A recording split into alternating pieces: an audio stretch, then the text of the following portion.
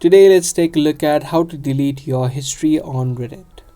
If you don't want others to see your Reddit history, then in this video let me show you how you can remove all of your history that is included on your Reddit account. This is going to be a short and easy video, so let's get right into it. Open up your Reddit app first and then tap on the profile icon on the top right. Once you're on the profile icon, this sidebar will open up and the last option that you see is history. If you tap on it, you can see all of the history that is on your Reddit account.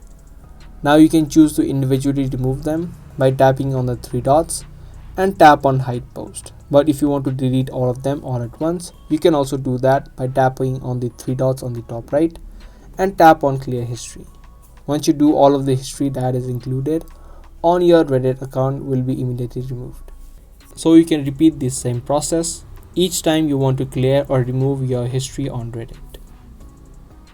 Give this video a thumbs up and also subscribe to our channel for more daily videos that we post. I'm going to see you guys in the next video. Thanks for watching.